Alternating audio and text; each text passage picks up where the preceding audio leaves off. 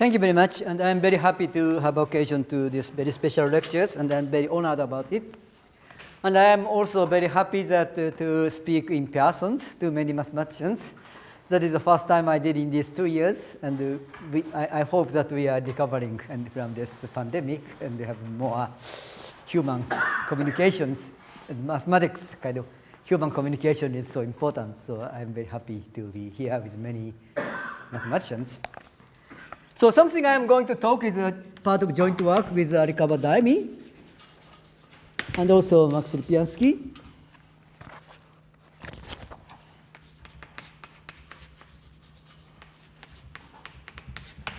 And this talk is related to something called the Atiyah-Floer conjecture.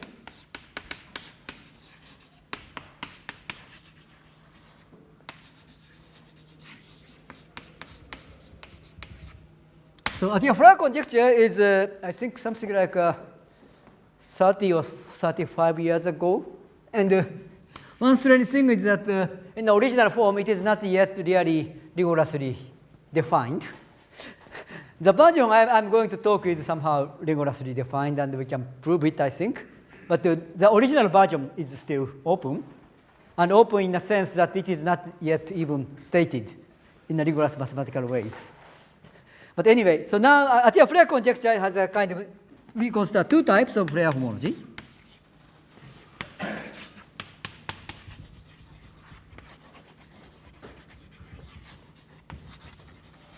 So one is a gauge theory, which associates to some three manifold to some called, this is called Instanton Floer homology. I'll explain it in more detail later on. So this is one part of this, one of the Floer theory. The other part is in a symplectic geometry.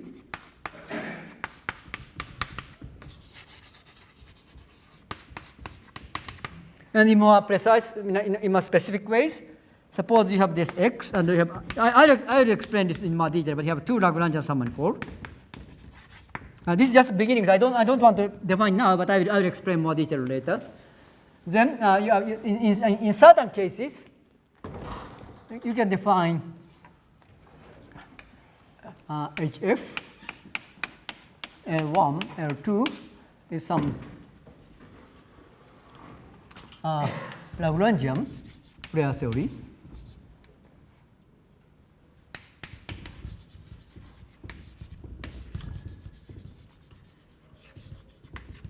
So both are, in a sense, in certain cases, are defined by Andreas Floer, maybe more than 30 years ago. And this Atiyah-Floer conjecture says that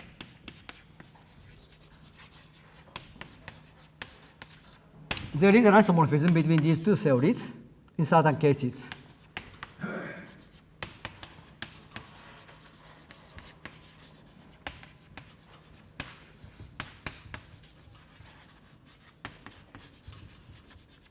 In which case, I will explain later.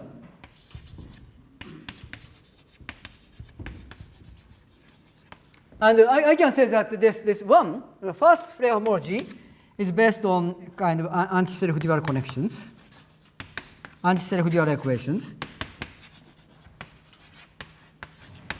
It is something like a curvature plus Hodge star of the curvature is 0. So this is an equation on four manifold. Gauge theory equations and many recent progress of four-dimensional topology in this 30 or 40 years are based on these equations.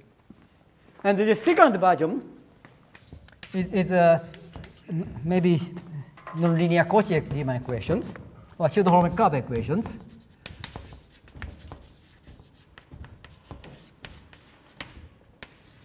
It is just a map from U to some disk to X, so that d bar U is 0. So this is, or better to say, you could take its derivatives and almost complex structure. It is equal to derivative of almost complex structure. So this is the J of D2 and this is J of X. And so this is another nonlinear equations. So this is on four manifold and this is on two manifold. And the main part of the definition of this two Floer homology are based on the moduli space of solutions of these two different differential equations. And Atiyah-Floer conjecture. Any questions? So Atiyah-Floer conjecture gives somehow relation between the solution of these equations on 4-manifold and the solution of these equations in 2-manifold. And that's a kind of basic idea of the Atiyah-Floer conjectures. And since this at least looks very different, so Atiyah-Floer conjecture is rather non-trivial. And so today, the main thing I want to explain is that two categorifications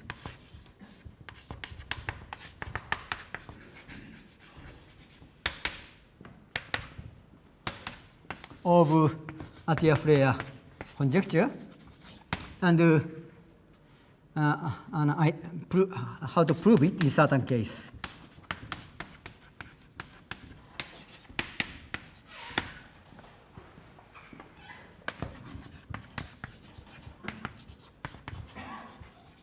And this is a work in progress.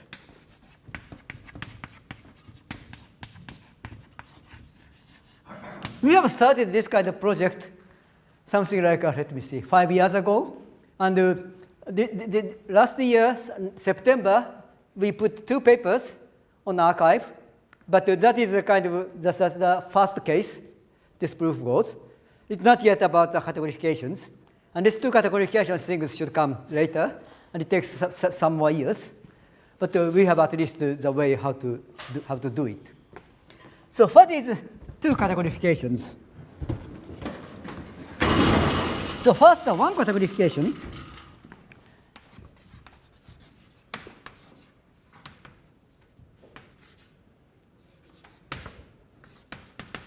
is the following. We construct 2 infinity categories.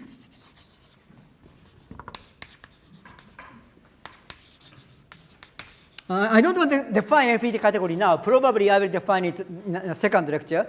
But maybe you can just say some variant of category.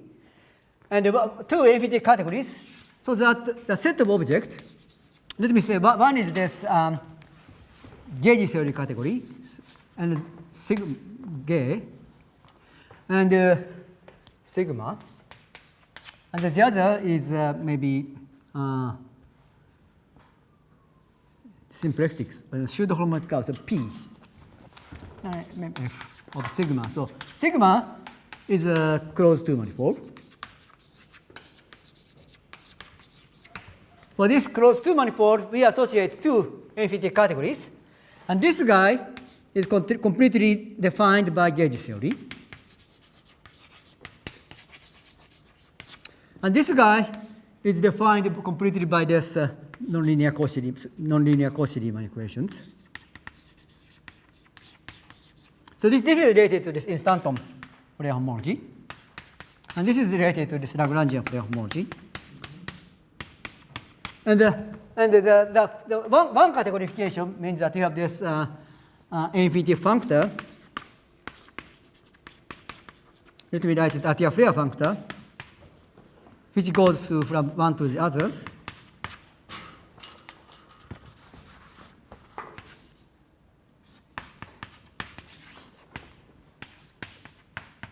And this is the equivalence, homotopy equivalence to the image.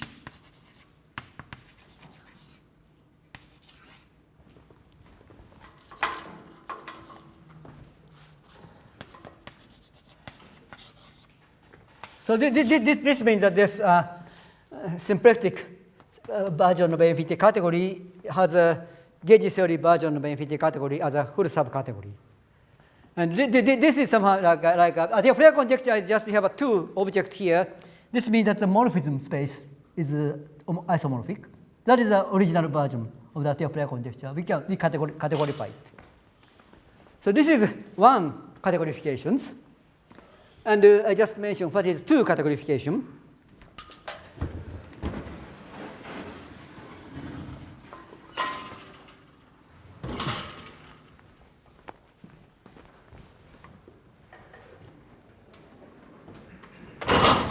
So I think you know what you heard sometimes what is two category. Two category is something like some variant of a category. So that the object is just object set is a set, and you have a two object. So two category. This is I think more now becoming popular, like in a place of topological field theory. So two category.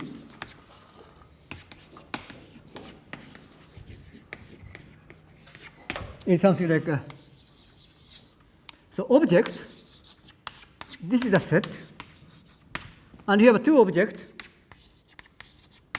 Then the morphism. The set of morphism is not a set, but this is a category. Right? So this is a then you have this three object.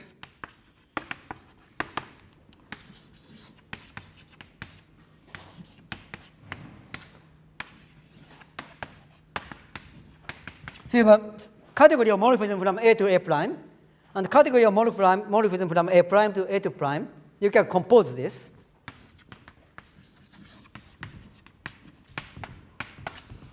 So you have this kind of thing. That's the composition of morphism. And the composition of morphism in this case is, in a sense, some kind of bifunctor. And the notion, we can define the notion of infinity bifunctor. And this composition functor is an infinity bifunctor. So that is this two category. And what is this two category, which is related to this Atiyah-Floer conjecture, the following things.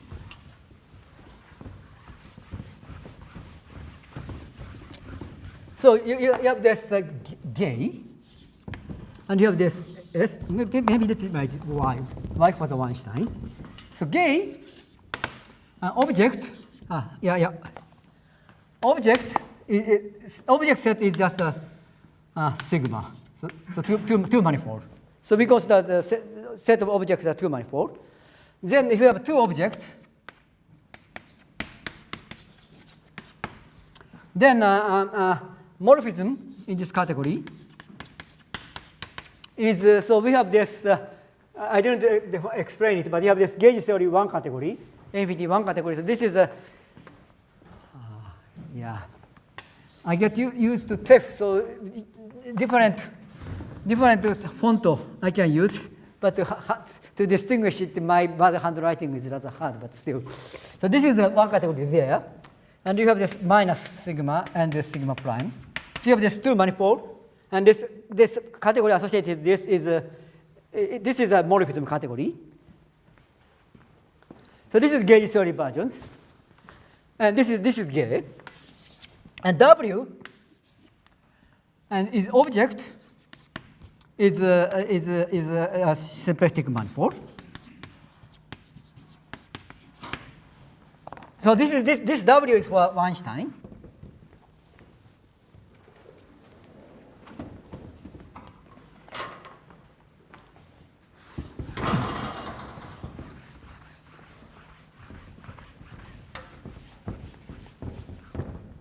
For W, object X, this is a symplectic manifold.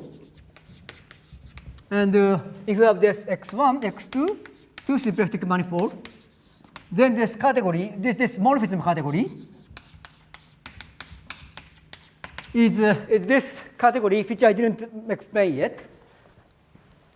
Let me write it. So this is something, this concept is called Floer category. This is an infinity category, some versions, so maybe its object is a Lagrangian submanifold of minus x1 cross x2. Minus x1 means that you take the minus of the symplectic form. Maybe it's better to say what is the object of this. So the object of this category is three manifold Y, whose boundary is minus sigma and sigma prime. So you have this sigma, and you have this sigma prime. Then its morphism is three manifold, which bounds it. So if you look at this, then the compositions, as far as object concerns, is very much obvious, right? You have a three manifold, so composition here. So I mean, I need to define a composition functor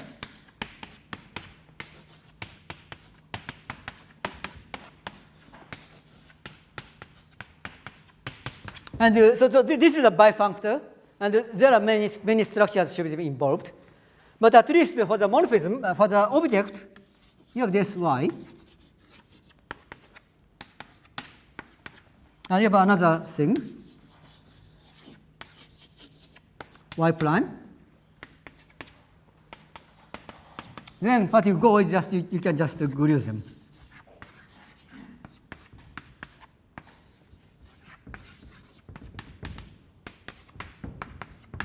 Right? So this compositions, in a sense of this usual, for the object is rather obvious things.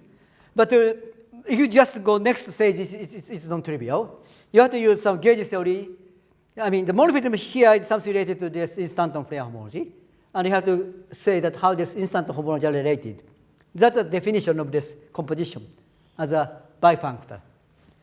And in a similar way, there are something called Lagrangian correspondence. Lagrangian correspondence means something like, so what Einstein proposed is that if you have a two symplectic manifold, the morphism from one symplectic manifold to the other symplectic manifold should be Lagrangian submanifold of the product. This is something Einstein proposed many years ago. That's called the correspondence, Lagrangian correspondence. And the composition of Lagrangian correspondence is defined by Einstein. So as far as object concerns, one can just define this by somehow naive topological or geometric argument.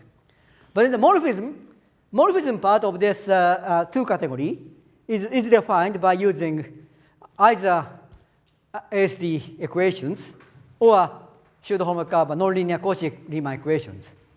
So the fact that these two categories are kind of related to each other by this, say Atiyah-Floer two-functor, is the version of this Atiyah-Floer conjecture, very much functorial version of the Atiyah-Floer conjecture, which relates the modular space of instantons and the modular space of homological curve in a very kind of consistent way. So that is the kind of very brief overview how this two categorifications goes. But of course, this is kind of a colloquium talk, so I want to go back to the very beginning, how this Instanton Floer homology was defined and how these structures are defined. So now then I state this kind of theorems precisely. That is the goal of today's talk.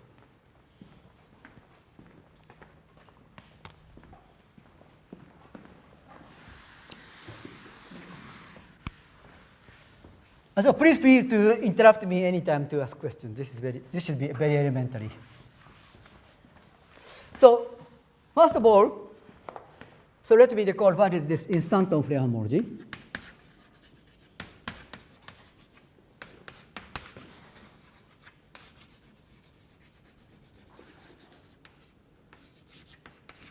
And this is by Floer in the late 1980s. So let me consider three-dimensional manifold, closed-oriented. And you take some bundle. And today I want to consider only SO3 bundle, but maybe just a principal bundle. But let me get SO3 principal bundle. And so, pardon? Can I ask about the electrodes in particular? The conjecture says that to each sigma should there be some x attached to it. For each sigma? To each sigma there should be some x which is attached to it. Yes, yes. No. Yes, it's a space of flat connections. Space of what? Space of flat connections on this sigma. That is symplectic. That's go back to Atiyah-Floer.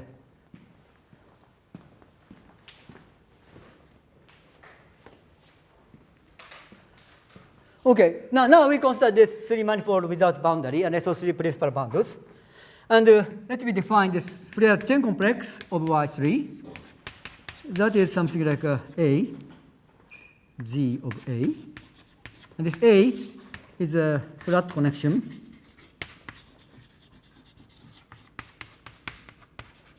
of this E of Y after gauge equivalence.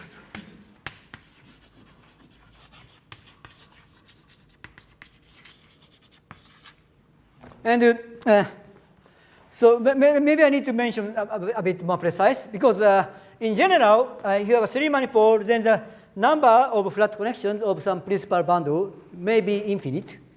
But that is a degenerate case. So if everything looks very much transversal, then this moduli space of flat connections in the case of 3 manifold is 0 dimensional. It means that you have only finitely many flat connections. In a general case, you have to perturb the equation. So this is something like a equation FA equal to 0, but you perturb something. Then everything gets transversal, so that you have a finitely many solutions of these perturbed equations. But that's somehow not a process. But I just, for simplicity, I just forgot this H. Just take this space of flat connections. You have a finitely many flat connections, and it's free group.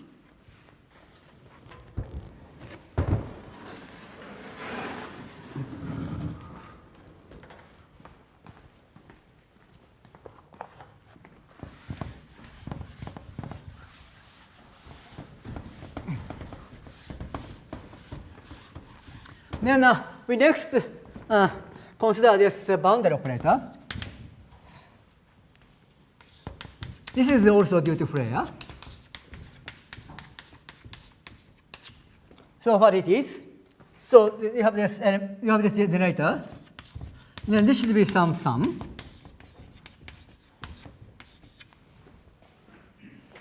So A and B are flat connections.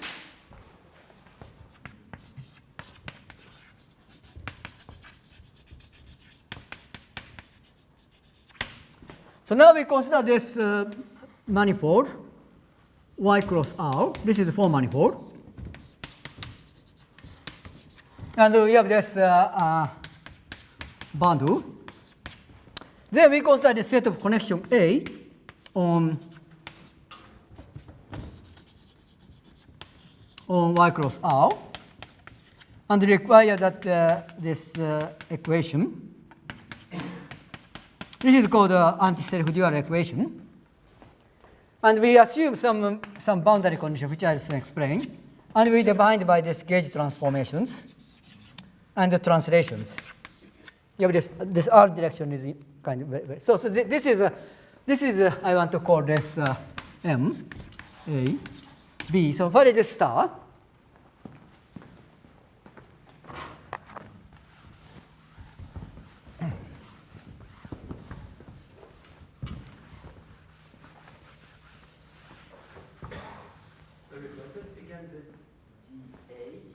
Yes. So this is the definition. I want to define this number. You didn't define it. Yeah. I mean, this is I am now defining it. Okay. Yeah. Sorry. Yeah.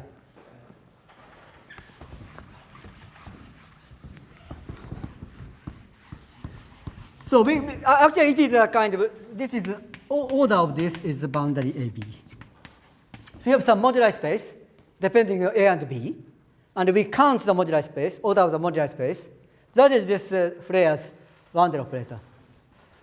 And this, so this is a connection on Y cross R. And this is anti-self-dual. And star is the conditions that if you restrict A to Y cross tau, and then if you go to tau plus infinity, it goes to B. And you go to tau minus infinity, it goes to A. So the equation is something like this. So this is Y, and you have this kind of things.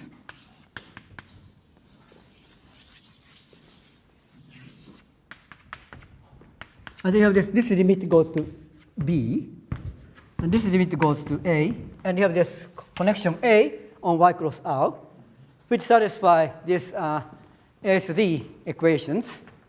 And these are symplectic conditions. And you divide by so-called gauge transformations, and you divide by translations. And there is a formula to define to obtain the dimension of this moduli space. It depends on something called the index of this A and B. And you count the order of this. In the case, its dimension is 0. So then we get this things. So then we just define this boundary operator. So this is the Floer, something like 1980 something. So now, what Floer, but then the problem is, one important thing is that this square is 0. And the proof of this guy has some issue. In general,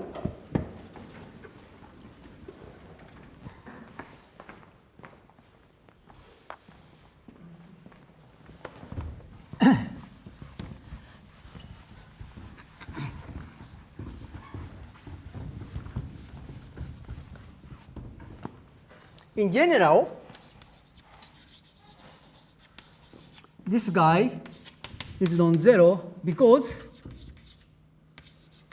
there exists some A0, the flat connections, such that kind of EY together with this A0, and if you consider automorphism, it's a boundary isomorphism which preserves these connections, has dimension positive.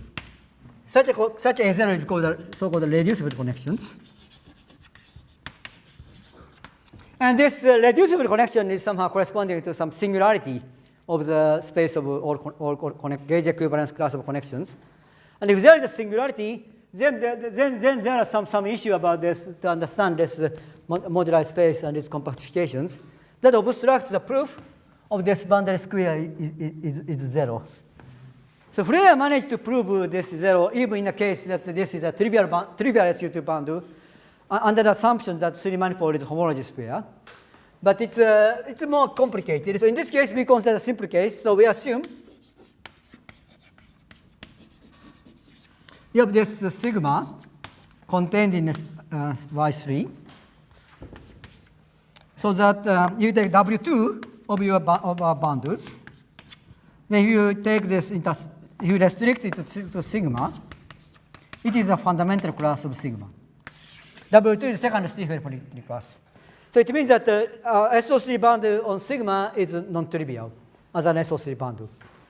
And if we assume it, then there is no such a 0. This is already observed by Floer himself. So if we restrict this particular E of y, then this issue about the singularity of the moduli space of connections has gone. Then we can prove this boundary is 0. This kind of thing is written by Floer's paper, which appeared in one of these Floer's memorial volume. It's kind of something published after Floer passed away. But so in this case, this Floer homology is well defined. So we only consider this y. So more precisely, not only single y, we consider pair y of and ey, so that exists sigma, ey sigma non-trivial. Then we have this Instanton Floer homology. Okay. So now maybe we are going to symplectic side. I want to define at least this one category. And definition of one category is, in a sense, so in a homology sense, it is simpler. So let me consider how to define this one category.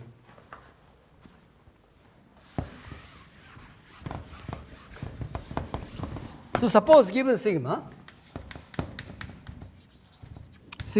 and E sigma, so that the Stiefel-Whitney class of E sigma is a fundamental class.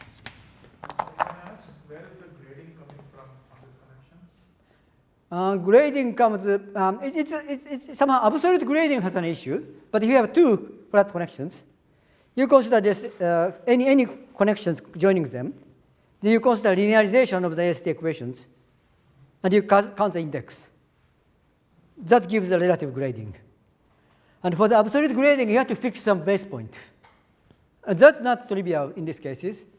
In the case of a trivial SU2 bundle, you can use trivial connection to have a more natural grading.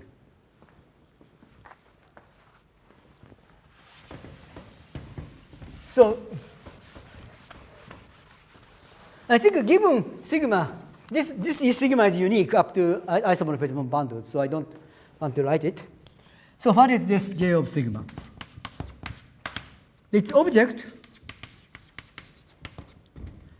So at least up to here, it's a kind of rather cheap. Its object is the following things: y, ey, and the boundary y is sigma, and ey restricted to sigma is e sigma.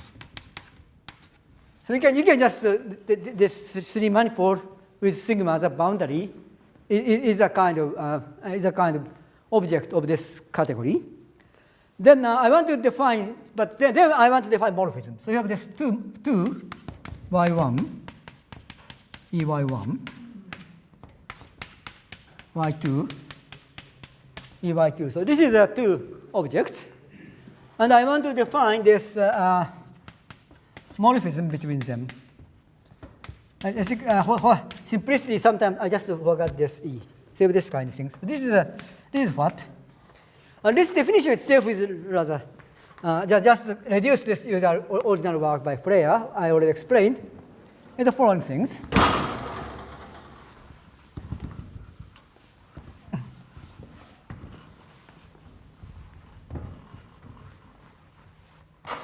So you have this sigma, and then you have this y1, and you have this y2. Then you can just glue y1 and y2 over sigma, so it will be related to y. And then this is a kind of the chain complex. So this is a kind of a space of CF of y. That is a space of flat connections.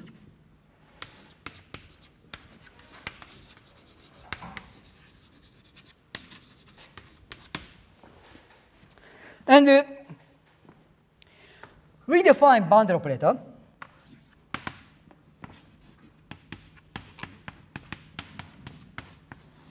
It just displays of boundary operator. That is a kind of counting ASD connections. So this is a kind of, so this is something like infinity category is, first of all, it's a space of morphism is a chain complex. So we obtain this chain complex, it's just a Floer chain complex. Then next thing is that we consider this composition. So composition of morphism.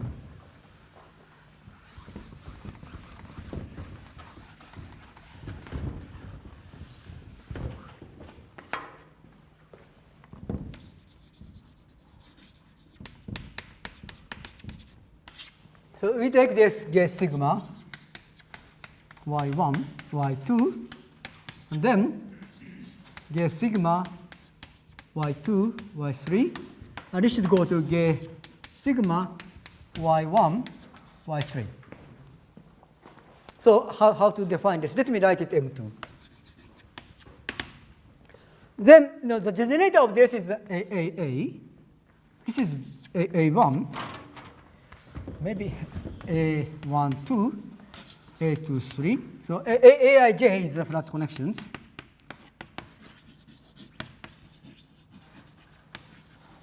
On Yi.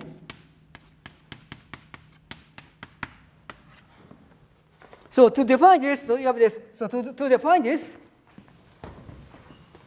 composition of morphism.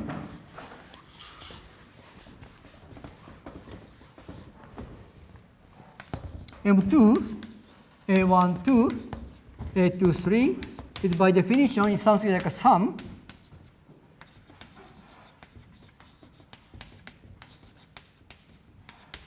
A1, 3. And this number, so this is an integer. And this number is again, we count some instantons. So how to do it? So we consider x. So we consider the following things. So we take some particular Floer manifold. We define it in the following way.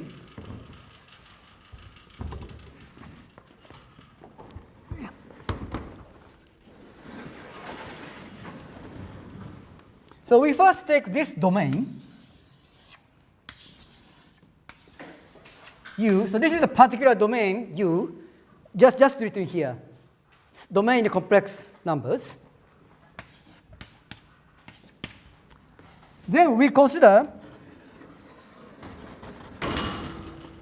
U cross sigma. So this is the Floer manifold. And the boundary of U cross sigma. So you see that you have a 3 boundary component. U is like this.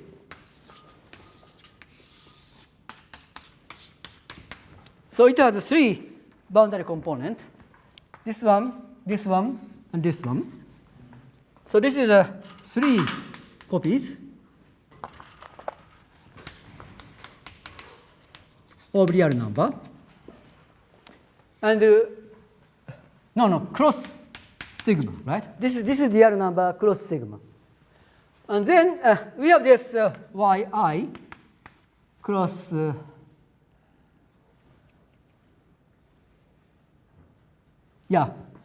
have this yi. Yi cross R, and its boundary is again sigma cross R. Right? So we grew y1 cross R, no, y1, 2, right? Sorry. Yeah. No, yi, yeah. So we grew y1 cross R, y2 cross R, y3 cross R to this boundary U cross sigma. So let me draw the picture.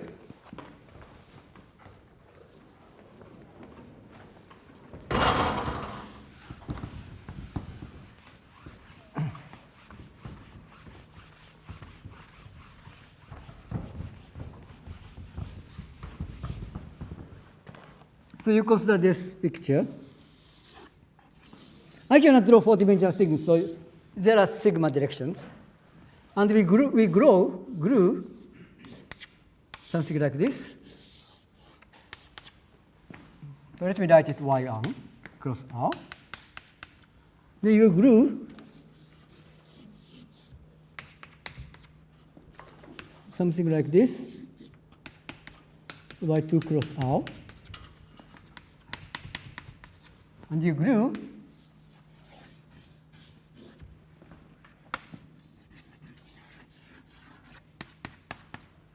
this is y3 cross R. So you have a Floer manifold X, and X minus some compact set. So if you remove this part is a compact set. This is diffeomorphic to y1, y2, y2, y3, y1, y3 cross R. No, not R, 0 infinity. Right, so you have 3 parts. One part is here, second part is here, and the third part is here. And you see these 3 parts is just a kind of y1 and y2 glued by sigma, y2 and y3 glued by sigma, y1 and y3 glued by sigma. So you have some Floer manifold without boundary, but 3 ends, which is kind of determined by these 3 different ways of gluing this 3 manifold. So now,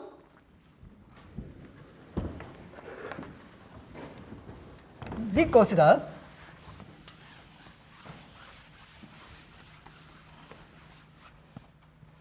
the space A has flat connections. No, not flat. I'm sorry. Connections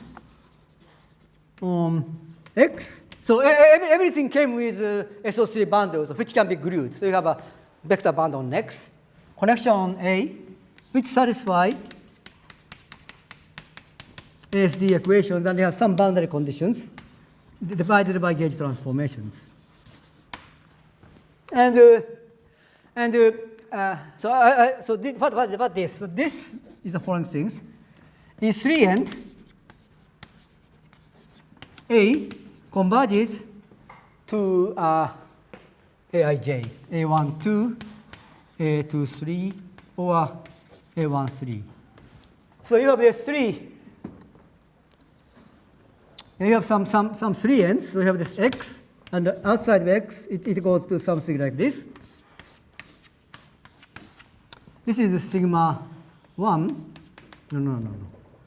Y1, Y2, and Y2, Y3, and this is Y1, Y3. So you have your A is asymptotic to something here, some flat connections here. That is A1, 2, and you have this A2, 3, and you have this A1, 3. So you have 3 flat connections on this 3 closed 3 manifold, and you consider AC connections here, which are asymptotic to these 3 flat connections. And this kind of moduli theory has a good meaning, established by Floer and Donaldson. So you can count it. This is by definition is M2, A1, 2, A2, 3, A1, 3. So you get this, and there is something called a relative Donaldson invariant. And counting the ASD equation on closed 3 manifold is called a Donaldson's invariant. It is important invariant which gives a lot of information on 4-dimensional topology. And after Floer discovered this Floer homology, and Donaldson-Floer start thinking what is a relative version of this Donaldson invariant. And the answer is that this kind of things. So this is a very particular version of relative Donaldson invariant. And I have just 15 minutes. I don't know how much I can go, but maybe rather than going quick, I just want to keep this space, and if I cannot finish, maybe the other part I will talk in the next seminar. So now, I want to say one more. It's the following thing. So you have this. So suppose that you have this y1, y2, y3, y4, and every yi is bounded with sigma. And then A1, 2, A2, 3, A3, 4, the morphism between them. Then this should be a category. It means that you have associativity. So these are compositions. And you compose furthermore. Then this should be equal. I don't remember the sign, so I just run the plus minus.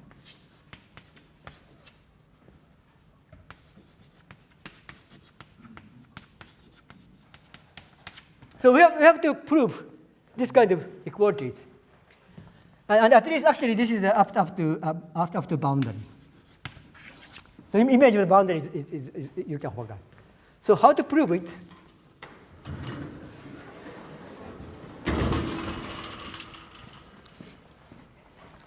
So the proof is something like this.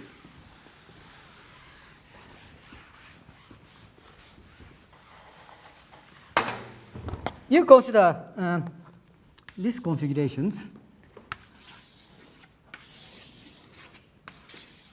So this is a domain U maybe U4 cross sigma. Then you take this Y1 cross R here, and then Y2 cross R here, then Y3 cross R here, and then you have this Y4 cross R here. So you have this 4 manifold, which has 4 ends. Y1, 2, Y2, 3, Y2, Y3, 4, and Y1, 4. Then we want to kind of so-called stretching neck, and we want to split. So first of all, we deform this thing so that this part is very long. And you also glue yi's here. So this part getting longer. then in the limit, so this is y1, this is y2, this is y3, this is y4, right? So this part, this yellow part corresponds to this product. So this guy split into two pieces, and you just look at this yellow part. So this is y2, y3. So you have just three things, and you grew y2, y3, and y4. So that is exactly this first product. Then you consider this part. Then this part corresponds to this second product. Yes, this product.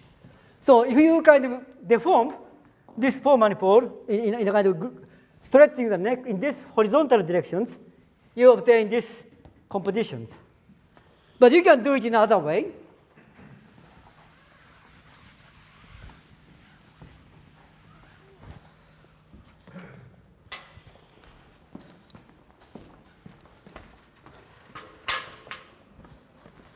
You can do it in another way, so that you first take this part very long.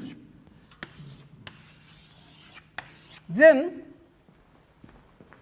you grew y1, y2, y3, y4. Then again you have this red part.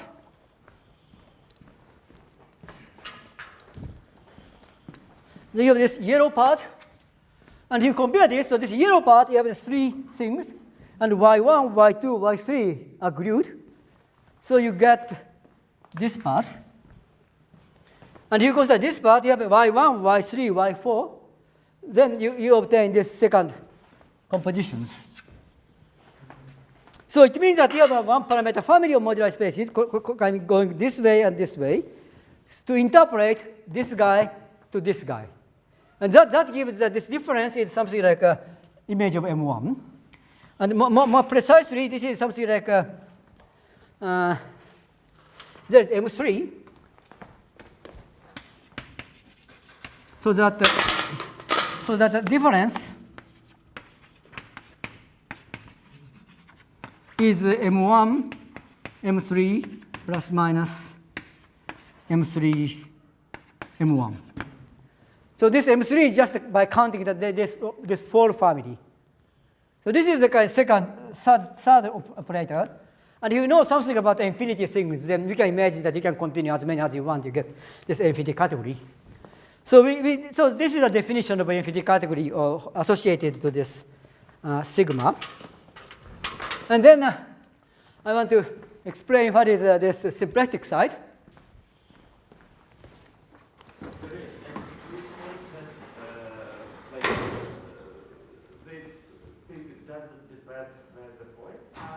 Pardon? Depend on what? Like depend on glue, like you've got some tape. So basically it depends, but you change it, everything changes just by chain homotopy equivalence. So yeah. So I mean, you kind of this U4 I draw, but of course it's not completely well defined. You have some small perturbations. But then you just change it, then you have these two M2 operators. And the difference is up to chain homotopy. So it's homology the same thing. And if you want to interpret it, then you have this M3. So everything can have some small ambiguity. But there is a notion of two infinity category to be kind of isotopic. And in that sense, this whole construction is very defined.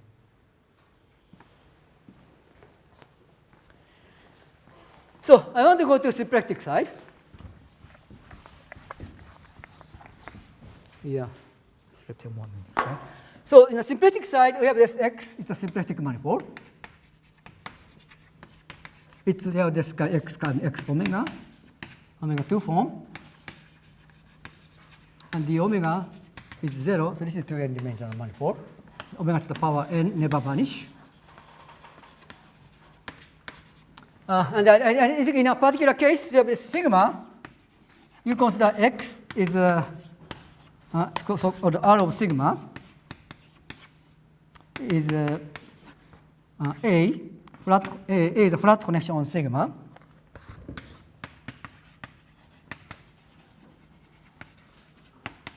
And so that, and divided by this gauge transformations.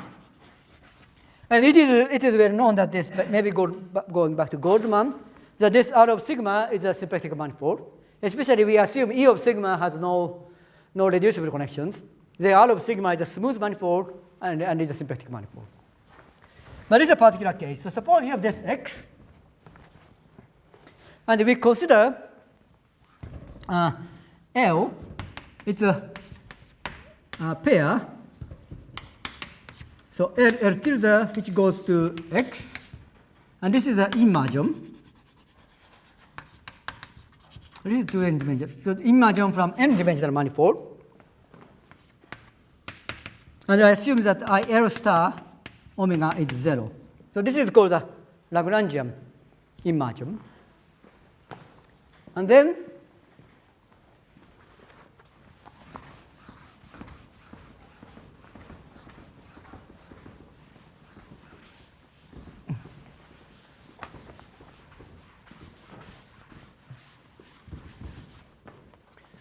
suppose that we have these two L1, two such things.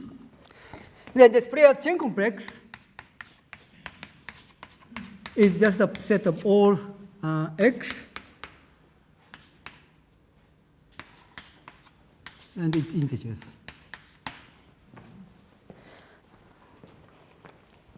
And so this is a Floer's chain complex. And for simplicity, we assume this one is transversal.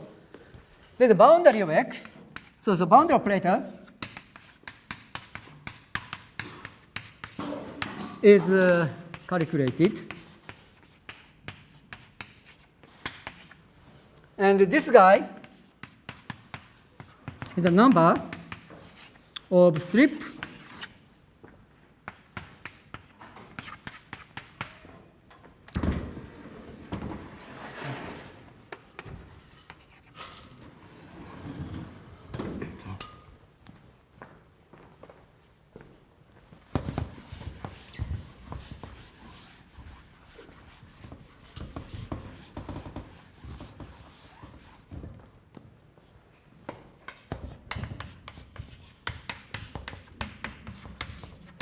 X, and U is holomorphic. It means that du, so we fix some almost complex structure of the target and domain, so that U of tau 0 lies in L1, U of tau 1 lies in L2, and the limit tau goes to plus minus infinity of U tau t is P for this minus case and X for minus case, Y in plus case. So its picture is exactly like this.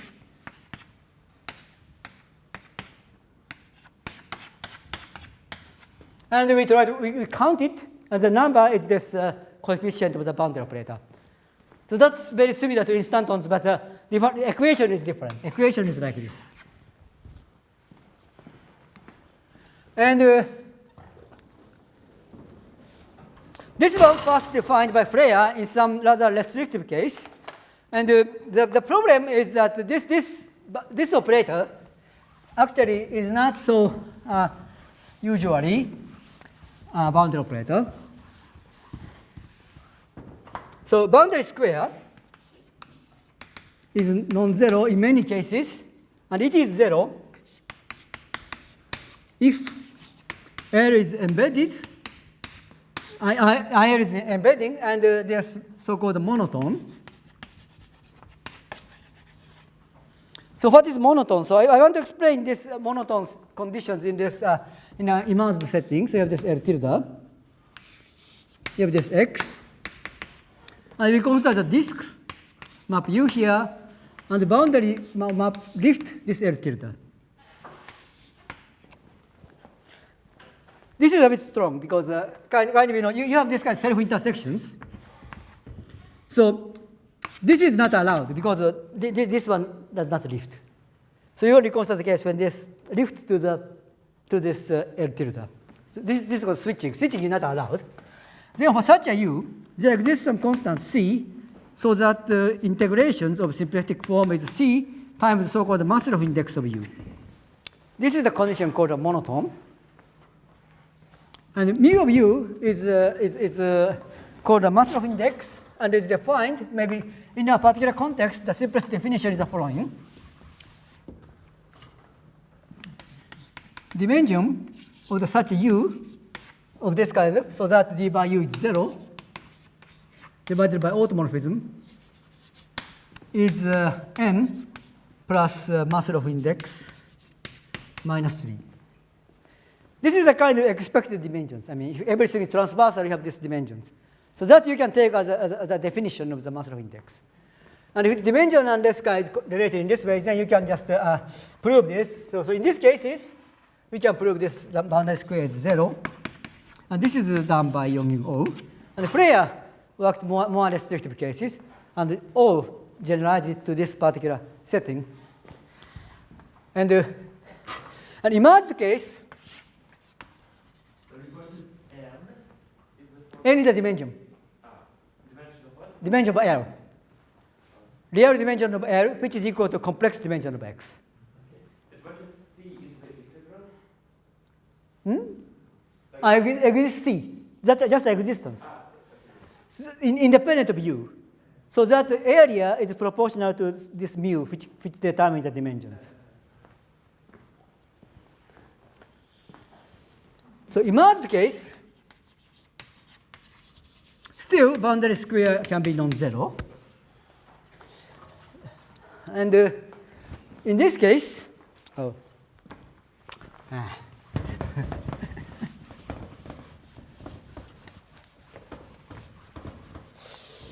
in this case, kind of B of L, that is something like a B, PQ, where this PQ is a point of pair of L, so that P is different from Q, and ILP is equal to ILQ. So it's a kind of point like this. And then we may deform this, including something like this. So you have this L1 and L2, and you have this self-intersection point. We consider this U. So the point is that this side, you cannot lift to L2 prime, L2 tilde, because they are switching. Then this point,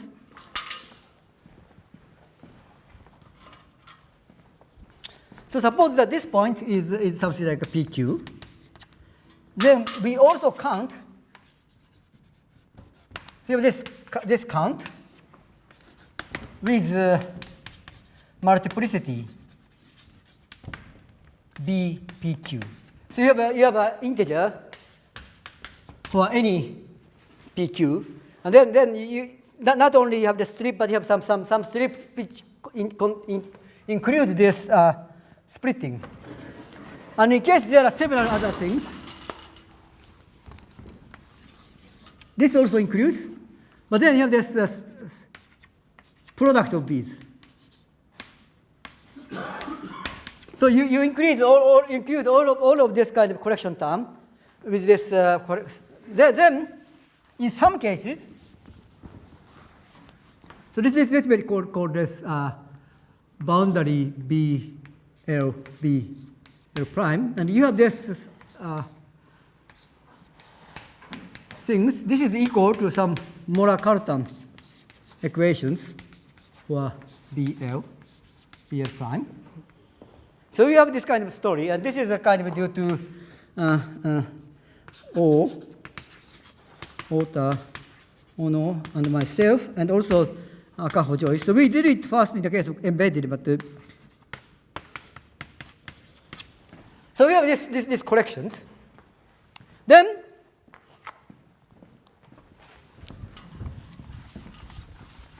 this monotone version of immersed monotone version of our infinity category is an object, is a pair of L of BL, and BL satisfies this Mohr-Cartan.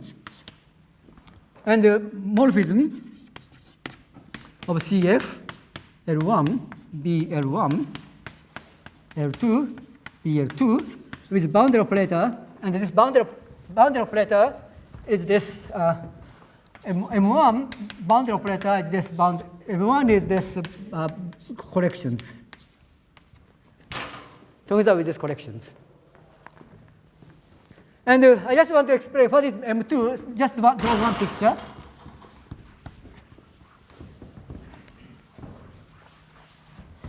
So M2 M2 is CF L1 B1 L2 B2 tensor CF L2 B2 L3 B3 2 CF L1 B1 L3 B3. Then you count this kind of triangle.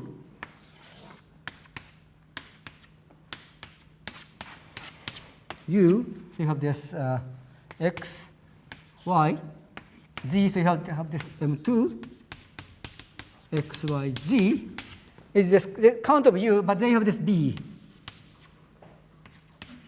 So number of U with multiplicity product of V's.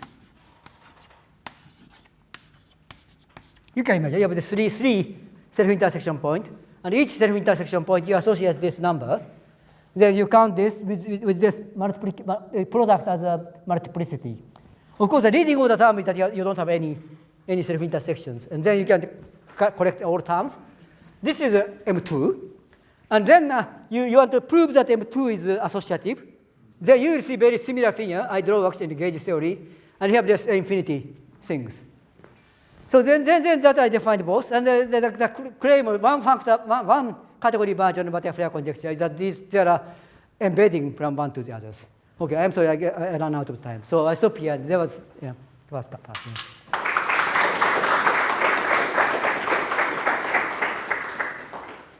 Suppose you have this three manifold Y, whose boundary is sigma. You consider this R of Y. It's flat connections by gauge equivalence classes. You have a natural map from R of Y to R of sigma that just A is restricted to sigma. And one can just see that this guy, if you assume any old transversality, this guy is actually Lagrangian inversions. And that is this associated. But so for something that is important here, you have this Y, and you have this alpha, which is the flat connections. But then you may have two different ways. So two different flat connections of Y may coincide on the boundary. This can happen even in the generic cases. So this guy is kind of generically is an inversion. In some cases, it is embedding. For example, if pi 1 of sigma surjects to pi 1 of Y, then this is embedding. In that case, Floer theory is easier to define. But in general, you have this emergent things.